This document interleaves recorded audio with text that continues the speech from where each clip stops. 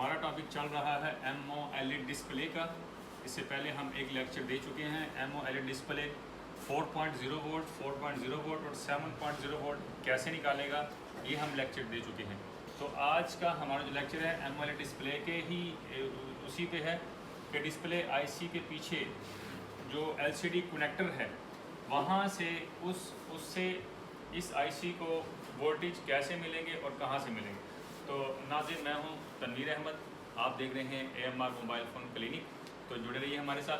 तो अभी हम आपको ये बताएंगे, हमें अपना आईपीएस डिस्प्ले ऑन करने के लिए जस्ट 1 वोल्ट की ज़रूरत होती है। आईपीएस इन प्लेन स्विचिंग, ये हमारा डिस्प्ले ऑन करने के लिए, आईपीएस डिस्प्ले ऑन करने के लिए हमें जस्ट 1.8 वोल्ट चाहिए कि जिससे हमारी एलसीडी को पता चले कि मैंने 7 पत्ते के लगना है, पत्ते के साथ मैंने कनेक्ट होना है, तो मेरे अंदर वोल्ट करंट है, वोल्ट है। इसके लिए चाहिए हमें सिर्फ 1 वोल्ट। इसके आगे VSN VSP वो तो अलग से हैं, लेकिन इसके लिए जो पावर आईसी से हमारा वोल्ट मिलता है आईपीएस डिस्प्ले का, वो मिलता है 1.8 वोल्ट।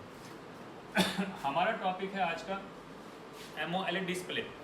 पहले हमने बात की थी अपने पिछले लेक्चर में, किसी ने अगर नहीं देखा तो वो लेक्चर भी देख लें कि हमारा आईसी की चेकिंग हमने बताई थी। आईसी हम चेक करेंगे आईसी हमारा सही है या ख़राब है।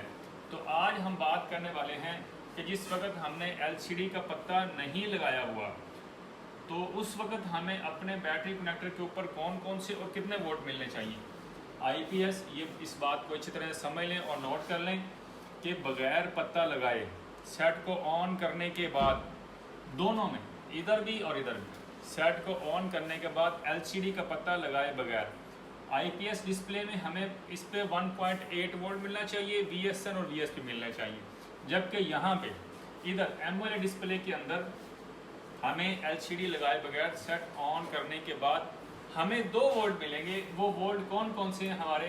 पहला वोल्ट जो मिलेगा हमारा 1.8 ग्रिपर के ऊपर, VDD 1.8, और दूसरा वोल्ट जो मिलेगा हमें 3.0। 3.0 जो है ये CPU वोल्ट देता है। 3.0 ये हमारा CPU जब ऑन हो जाएगा हमारे ग्रिपर को ये 3.0 का वोल्ट सेंड करेगा। इस वोल्ट के सेंड होने के बाद जब ये वोल्ट सेंड हो जाता है, हमारा LCD का पत्ता हम जब लगाते हैं तो LCD के अंदर जो IC मौजूद होता है वो हमारे EL on 1 और EL on 2 बनाता है, जो हमारे इनेबल सिग्नल है इस आईसी को, डिस्प्ले आईसी को ऑन करने के लिए।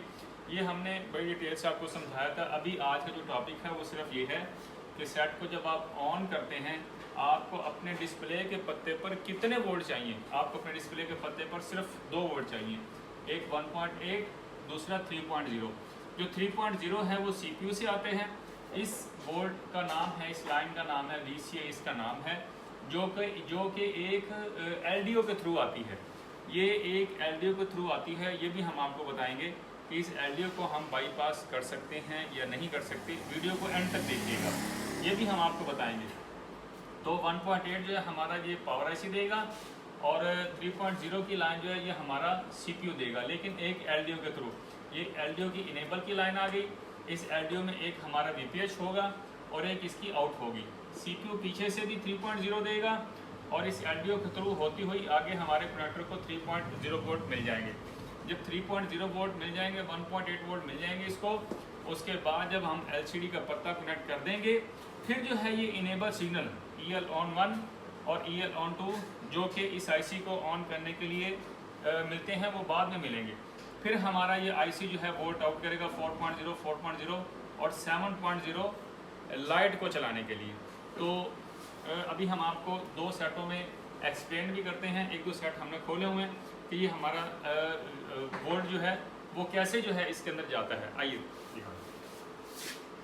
ये हमने नाली ने खोला हुआ सेट हमारे पास सैमसंग का है A15 हमारे पास खुला हुआ सेट, ठीक है। A15 हमारे पास सेट खुला हुआ है, ये देखें।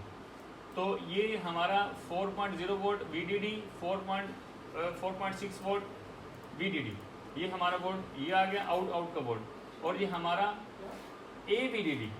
AVDD मतलब 7.0, ये हमारा लाइट का वोल्ट है, इससे हमारी लाइट कंट्रोल होगी।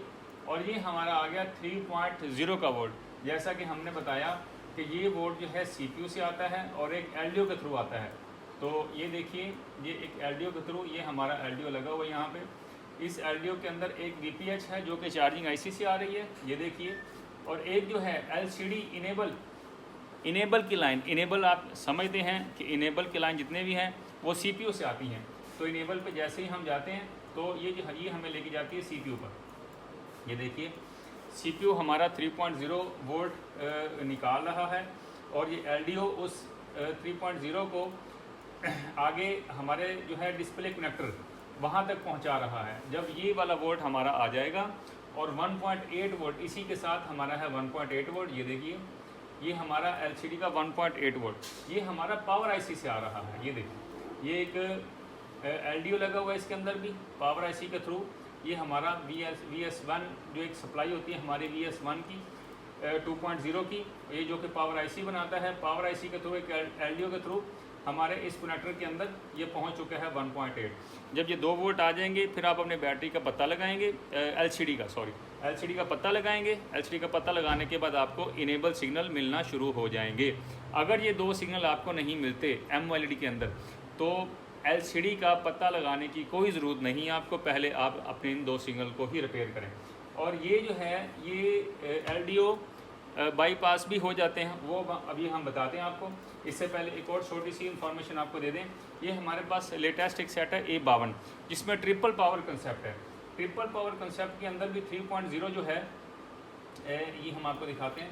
3.0 ये भी CPU के थ्रू ही आएगा, लेकिन सेकंड ये इसका जो LDO है, इसका LDO पावर IC के अंदर है, इसका LDO पावर IC के अंदर है, लिहाजा ये 3.0 जो है आपका ये पावर IC जो है उसके थ्रू आपको मिलेगा। ये डायरेक्ट CPU के साथ कोई भी LDO आपका कनेक्ट नहीं होगा। तो ट्रिपल पावर IC का कंसेप्ट भी हमने बता दिया आपको और सिंगल पावर कंसेप्ट बता दिया। अब आपको बताते हैं क्या ये LDO डायरेक्ट हो सकता है या नहीं हो सकता। बिल्कुल हो सकता है। अगर ये आपका LDO ख़राब हो जाए, आपके इसके अंदर VDD 3.0 का वोल्ट नहीं मिल रहा, तो आपने करना क्या है, इसको उतार देना है। ये इनेबल से डायरेक्ट वोल्ट आउट पर इसको डायरेक्ट जंपर कर देंगे तो इसमें कोई मसला नहीं आएगा।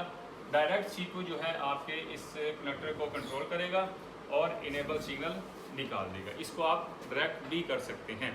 तो उम्मीद करते हैं आपको हमारी आज की वीडियो अच्छी लगी होगी।